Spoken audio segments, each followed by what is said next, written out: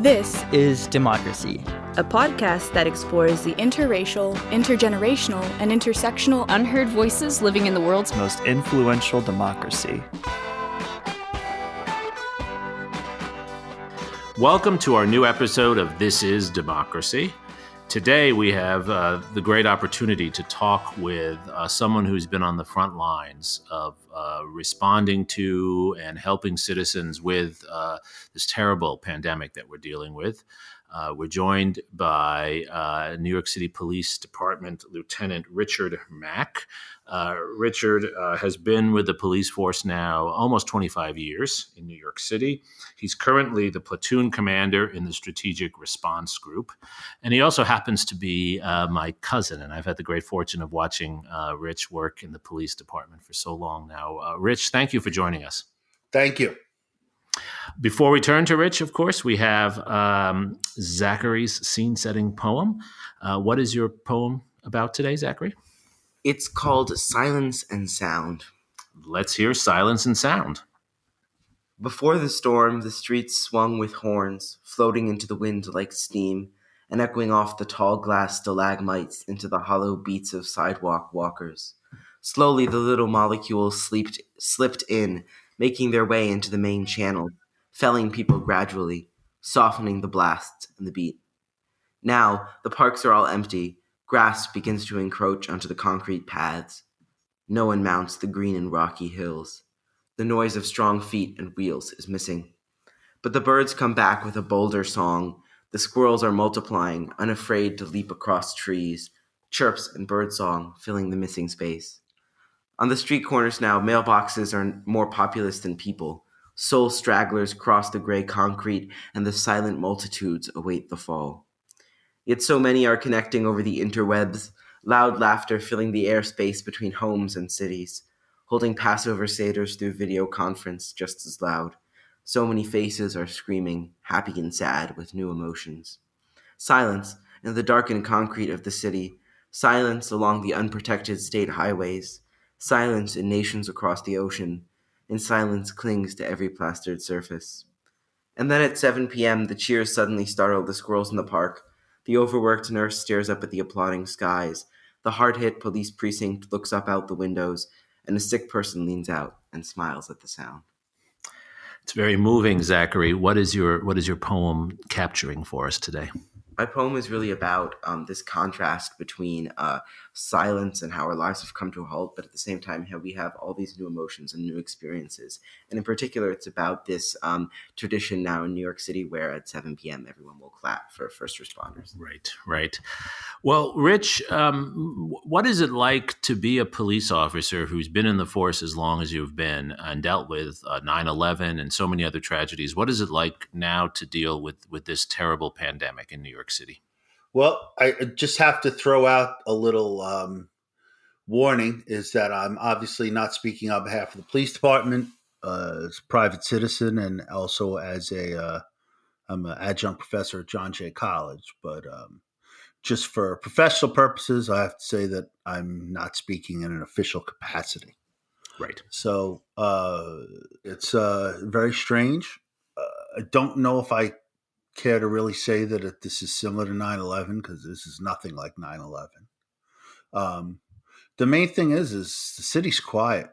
It's I've been out there. There's really not that much going on. Crime is just there's no one out there. I mean, you kind of need three main things for a crime to happen, and people are a big part of that requirement in order to have a crime happen. And there's just not a lot of people out there. Mm-hmm. Do you as a police officer feel that your job has changed in this environment?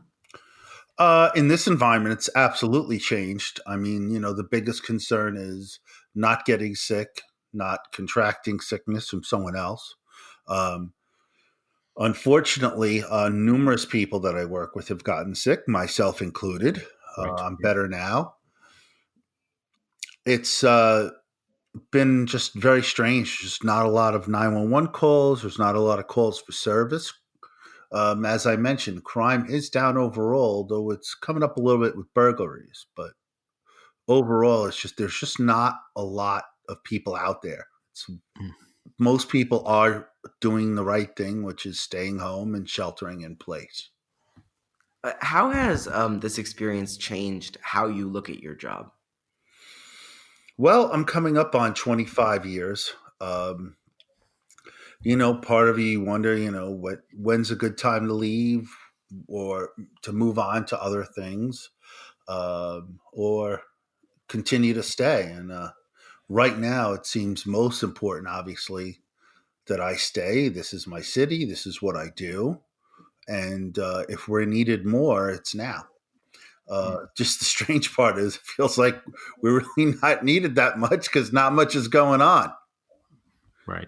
Right. But of course, when the city reopens and the country reopens, in a sense, there will be probably more need for you than ever before. I imagine that's what you anticipate, right? Yeah, definitely. My unit deals a lot with protests, and I'm sure as the presidential election starts to ramp up, our assistance will be needed to ensure everybody goes out there and protests and gets along, or at least behaves appropriately. Mm-hmm. And you mentioned already that you tested positive for COVID-19, and you're doing this interview with us, of course, when you're quarantined at home and recovering. First of all, what has that experience been like? I got lucky. I had a milder experience of it. Unfortunately, we've lost over 20 members of police officers and school safety agents and traffic agents who've all died from coronavirus. Um, and several people I know have been hospitalized. I've been lucky. I've had, for me, it's been like a regular flu for probably about a week and a half. And I'm coming out of it now. And how did you find out that you had COVID-19? What led you to this moment? Well, I started getting little aches and pains. Strangely, it felt like it started in the back of my eyes. Like when I looked left or right, I was getting like soreness, like I had been punched in both eyes or something. And then what happened was I had ordered some stuff delivered and from Home Depot, and it didn't all get delivered. So I had to go to Home Depot out in Long Island, sent to the wrong location. And while I was walking around the store, it hit me like a ton of bricks. And I was like, I got to get home right now. And I had about 102 fever and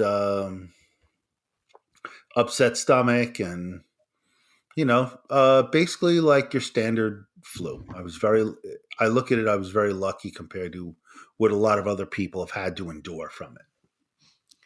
As a department where you've seen a lot of people sick, and you're also dealing with a lot of sick members of the public, how has the attitude of the public towards you changed?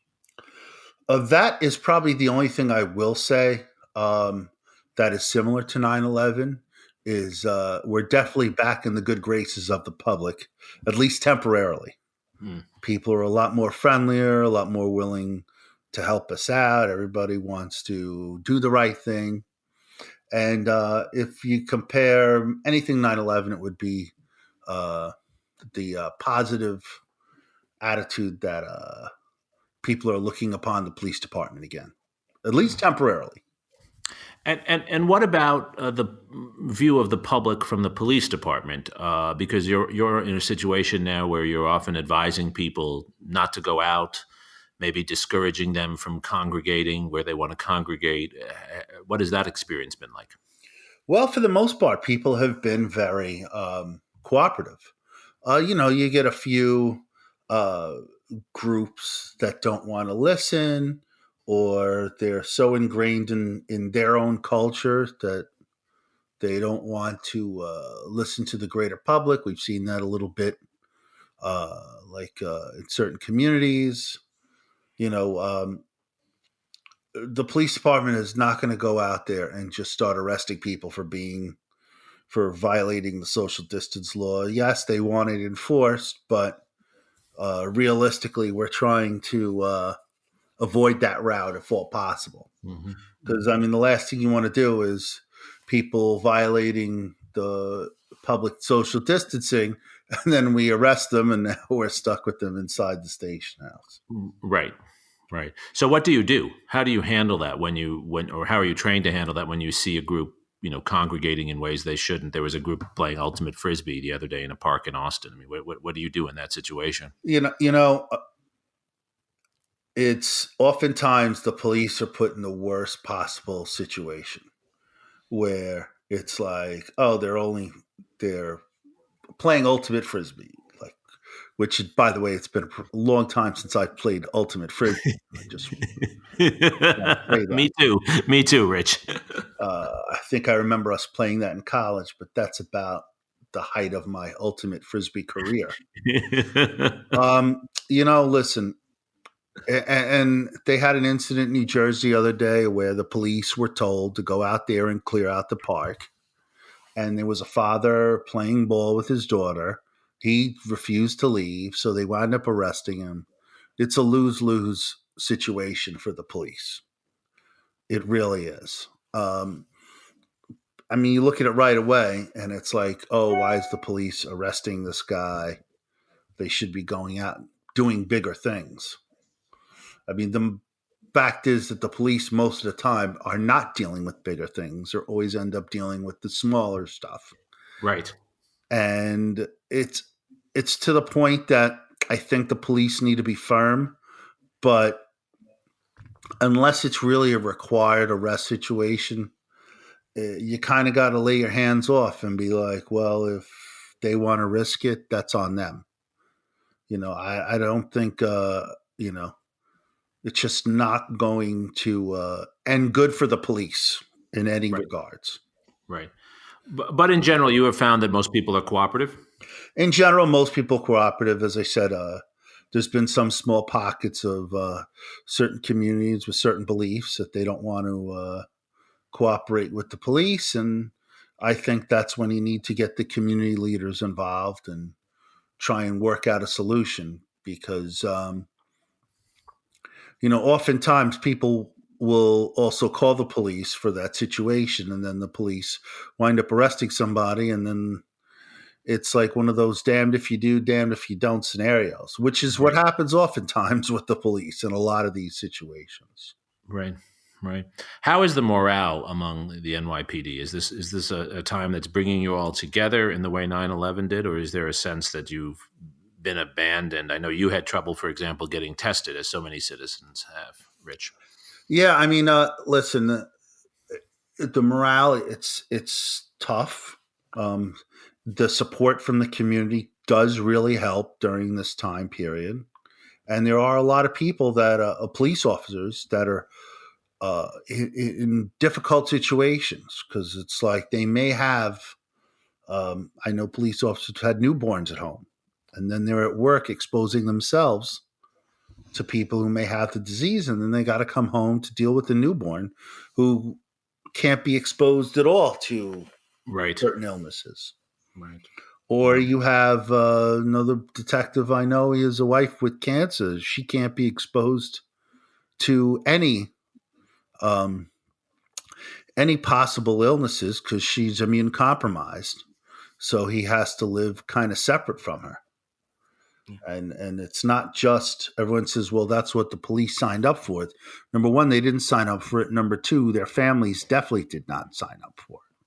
Right. And that puts a lot of officers in a difficult catch-22 situation where they want to help the community, but that also might affect their loved ones at home.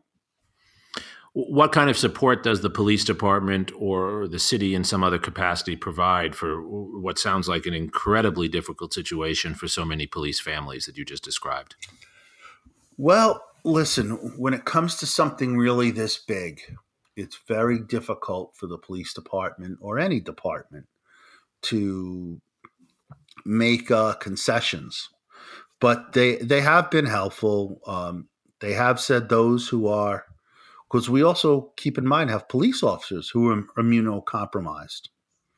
And those police officers have basically been told to stay home till this ends because of the concern of them getting sick. And like, as I mentioned, we had several members of the police department pass away. Some of them had immuno compromised systems. Right. One of them was someone you told me you worked with who had diabetes, if I'm not mistaken. Yes, Right. Cedric Dixon passed away. He had diabetes and asthma. I don't remember how severe he had it, and I don't recall it being a major severe thing. And he self-isolated at home, and unfortunately, he passed away. Hmm. And, after that, the police department did go out and release all members of the police department if they are immunocompromised and have documentation. So, Do you know, Rich, what percentage of the police force is now at home for that reason, or because they're infected as you are? Do you know that? I do not. I've heard it's around 20%, which Wow. is a very large percentage. But I heard it's starting to come down because people are going back to work. Gotcha. I mean, 10% of 36,000 is 3,600. So you're talking easily over, 7,000 police officers alone, not Sure. including civilians. Right. And I imagine you're not training and bringing in new officers right now, I would assume, right? They had one class, they graduated early. They were close to being the end of their graduation. So they graduated, but they didn't even get to have a graduation because of they got no big ceremony at the garden like I did. Right. And then I believe there are some in the academy mid-learning, and I don't know what they're doing with them because obviously you're not supposed to have large groups. So I really don't know what they're doing with them. I mean, when I was in the academy and there was like a snowstorm, they threw us out on traffic posts. So direct traffic, which, as you can imagine, in the middle of one of the major storms, it was like the storm in '95 was, we didn't even have firearms, and they threw us out in a major snowstorm to go direct traffic. And they said, if you see any homeless people, we can remove them willingly or not from the storm for their own safety. And I'm like, so a homeless person can't be out on the street, but somehow a police officer can go stand on a corner and direct traffic. Just doesn't sound right. Other than the department, how's the morale of the city as a whole right now? I think the morale of the city is pretty good. I think people are starting with something like this. They say that the shorter time period, more people are cooperative. And I think a lot more people have been cooperative. But I think as time goes on, that cooperation is going to come less and less. And I think the example of that was Hurricane Irene, which was not so long before Hurricane, what was the big one in New York? Drawing a blank here a second. Hurricane Sandy. Sandy. Yes, how could I forget?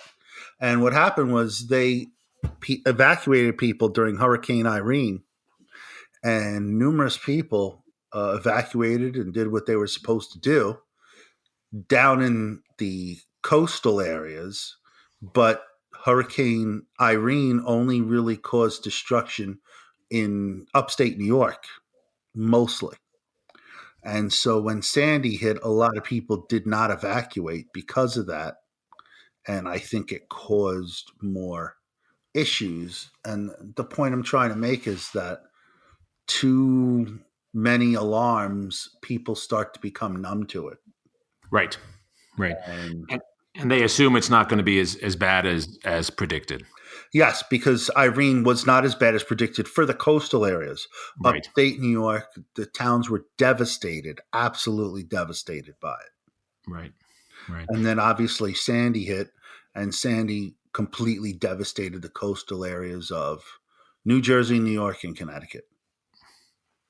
So on that note, Rich, did you feel prepared for this? Did you feel that the training and preparatory work you had done put you in a position as a police officer to do the best you could in this situation, or should more have been done beforehand? From the police department standpoint, I think I felt pretty well trained. I'm also what's called a hazmat technician, Right. which I do a lot of additional training within my unit for this type of scenario. And I felt very well educated and trained. But the problem was this was a system wide issue. And from you know, uh, the problem is a lot of the police officers got sick from other police officers, not really dealing with the public. And you could clean an area all you want, but if people are sick or unknown to be sick and interacting with other people who are sick or unknown to be sick, you're going to have this issue. Right. There's no getting around it. I'm sure there's, different, police officers can't really work from home, Right. though it would be nice. Be careful what you wish for. Yeah, I'll put that in the. Oh, trust me, I'd put that in the suggestion box in a heartbeat. Yeah. But unfortunately, it's more of a system wide thing. And listen, I actually believe that the shutdown orders were made at approximately the appropriate time. Okay. I think if it was done too soon, people would have disregarded it. And if it's done too late, then more people would Right. have gotten sick. And I think the one thing that I've just seen a lot of people do is trying to play the blame game, whether it's on a city, state, or federal level. And I think that, some people may disagree with me, but I think that the calls were made at the most appropriate time that it could have been, because sure, it would have been great to call it sooner, but would people have listened if people really weren't getting sick? Right. Which That is makes a makes very sense. tough call to make. Yeah, that makes a lot of sense. So that brings us to our final question, which is always the question we like to close on with all of our expert guests like yourself. What should our listeners do? How can they help if they care about supporting the work of law enforcement and peace officers and others in this difficult time? What is it that ordinary citizens can do to help? How can they make a difference?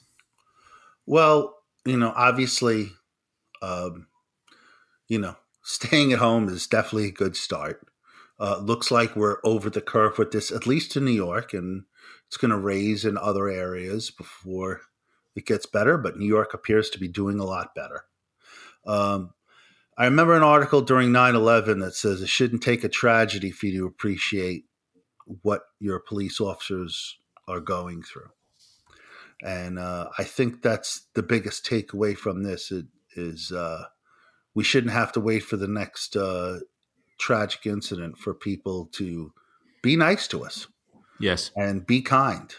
Yes. And, the toughest part about this job sometimes is the negativity. And unfortunately, in policing, there can be a lot of negativity.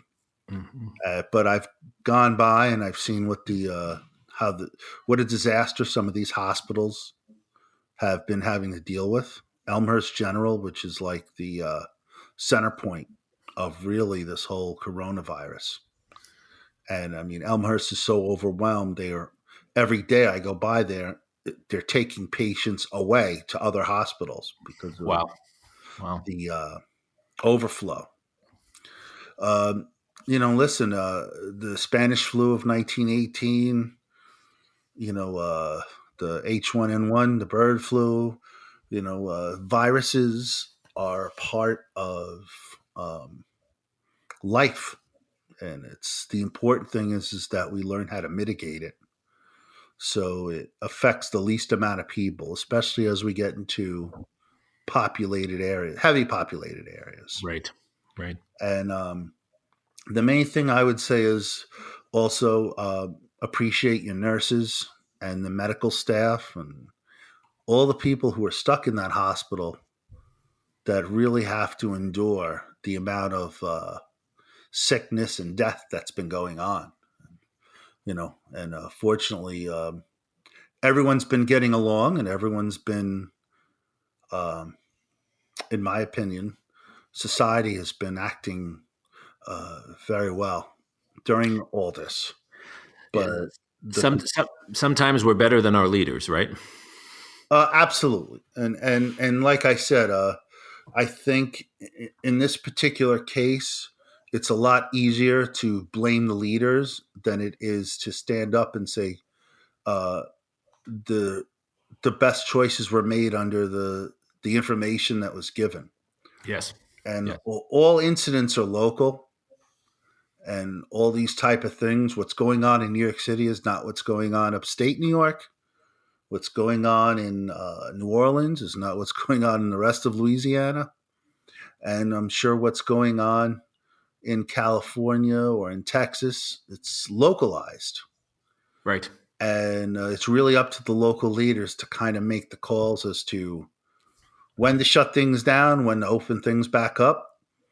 And people need to have an understanding that it's really in the best interest to kind of see when that call needs to be made and to support it the best they can. I agree 100%.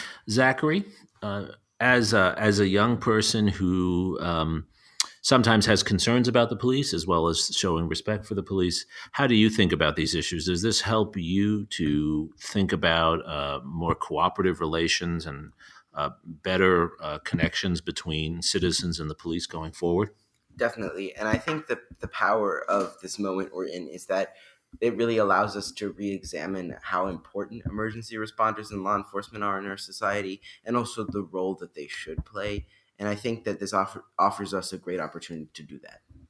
Well, that's very well said. And I particularly like both your comment and Rich's at the end about how these are local issues. And we in local communities really have to work together, as we are. Because regardless of one's ideology, regardless of one's point of view, we are all in this together. And Rich, you've always acted in that way. You've always been about public service since we were small kids. I remember your interest in these issues. And it's a real honor to have you on the podcast. And we hope you continue to recover and get healthy and get back out there helping people in New York and around the country. Thank you for joining us, Rich. Thank you. And hope to join you again when a less serious topic comes out. Absolutely. Well, we'll have you on to talk about how we're becoming a better country after this, right? And Zachary, thank you for your poem and for your insights, as always. Thank you for listening to this episode of This is Democracy.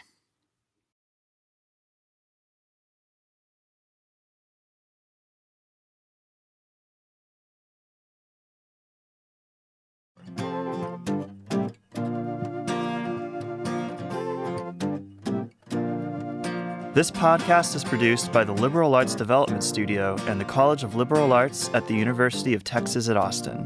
The music in this episode was written and recorded by Harrison Lemke, and you can find his music at harrisonlemke.com. Subscribe and stay tuned for a new episode every Thursday featuring new perspectives on democracy.